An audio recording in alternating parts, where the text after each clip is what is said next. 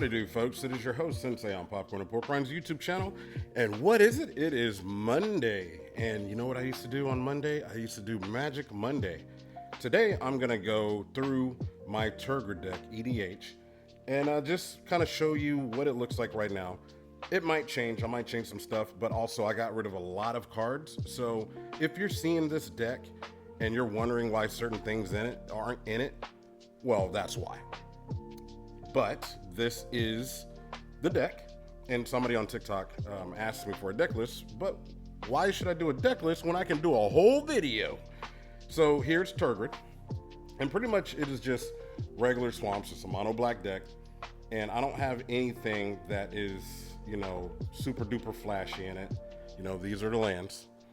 That's pretty much it. The rest of them are swamps. Obviously, if I were to go and make this deck better, I would obviously add more lands that were, you know, more utility friendly, you know, that did other things. But I wanted to go ahead and touch on this now, which is my sorceries and my enchantments.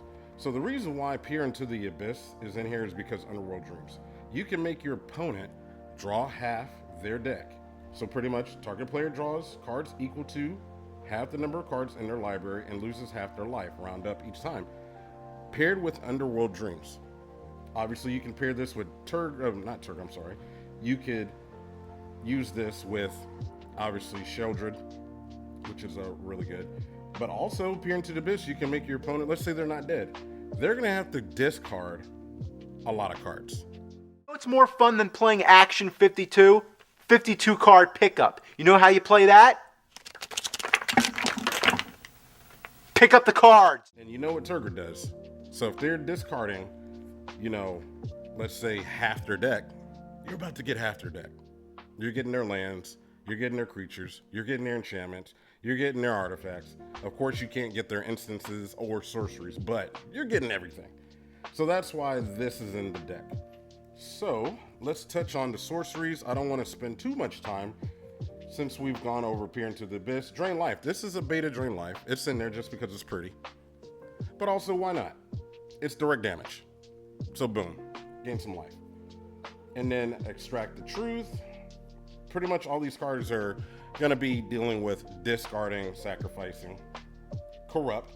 It's another Drain Life type of thing, but you're doing Corrupt deals damage to any target equal to the number of swamps you control. You gain life equal to the damage dealt this way. So why not, right? So all of this stuff, pretty much what I said. This is spend 3. Each player exiles all creature cards from their graveyard, then sacrifices all creatures they control, then puts all cards they exiled this way onto the battlefield. Hey, fun times, right?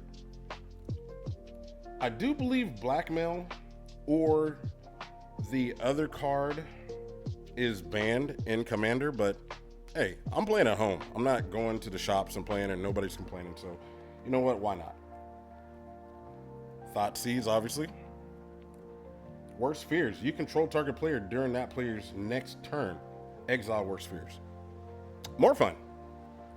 Smallpox, of course. Demonic Tutor. This, that, and the third. Right? So that's all my sorceries that are in the deck. Let's go over some instances. Obviously, our Dark Ritual. You gotta love that it used to say interrupt. This is old. This is from Ice Age. I do believe that's Ice Age. They used to not say instant. Interrupt.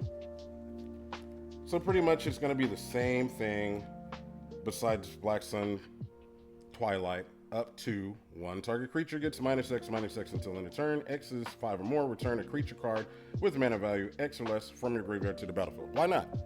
Why not? You're getting rid of something, you're getting something back. Sudden Swelling, split second. Until end of turn, creature target controls loses all abilities and have base power 0/2. So, yeah. Let them attack with that giant creature. Boom. Bye-bye. You're out of there.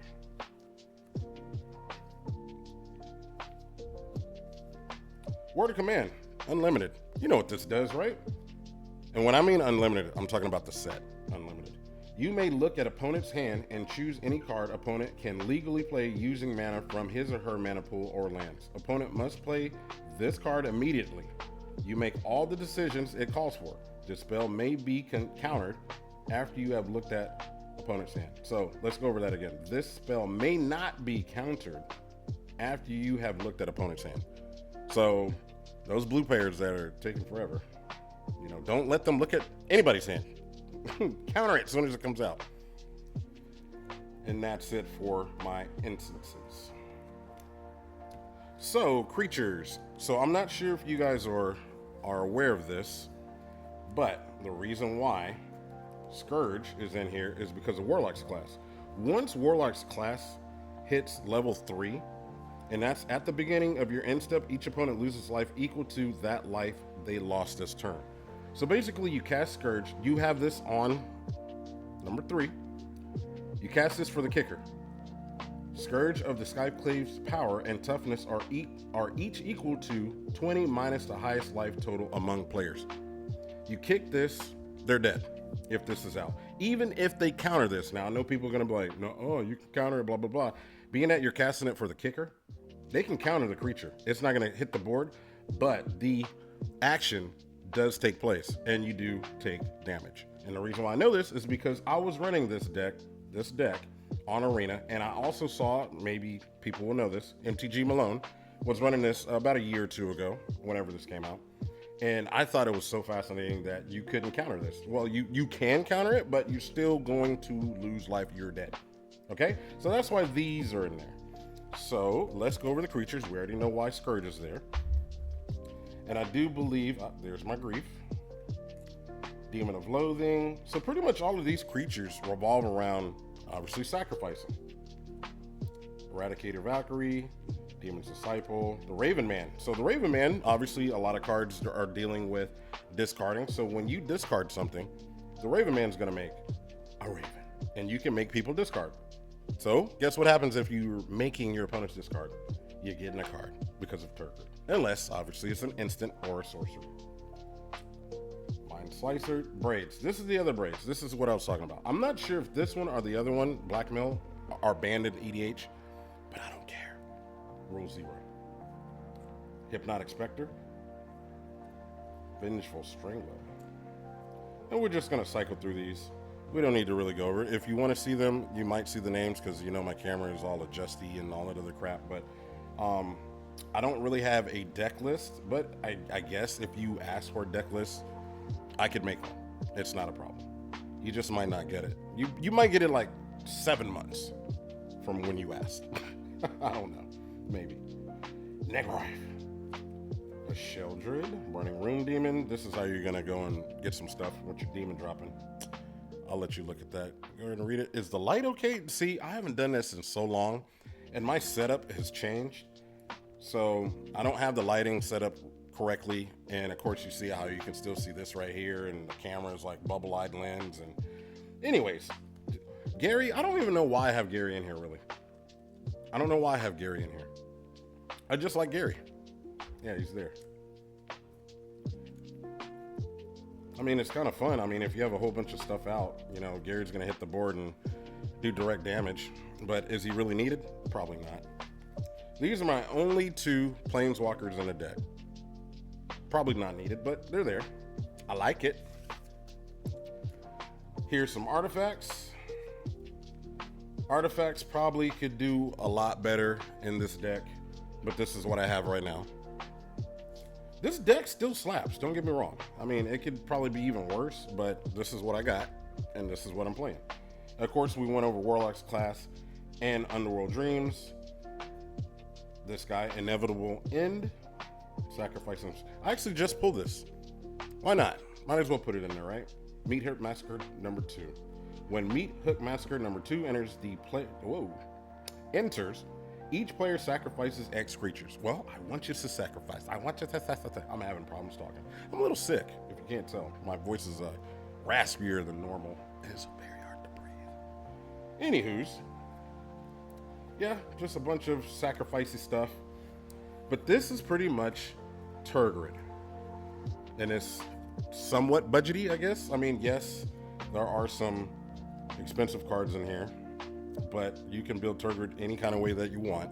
just making people discard and sacrificing their stuff, and you steal it. It's yours. It's yours now. You get to go home with it. Don't, if they argue with you and say, give me my cards back, no. Tergrid, I won.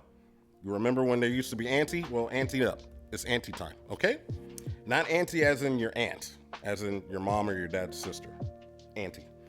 All right. Oh, speaking of that, I was kind of thinking of doing a secret commander with Tiny Bones, but I don't know. I don't know how I would work that in really, but it was just an idea that went through my head. And then I kind of was thinking about throwing in Blasphemous Edict. I actually pulled a foil one. Ooh. So yeah, that's pretty much it. Ew, what is this doing there? Get out of here. Gross. Anyways, thank you for tuning in to a Magic Monday on Popcorn and Pork Rinds YouTube channel. Your host Sensei is out of here. Peace.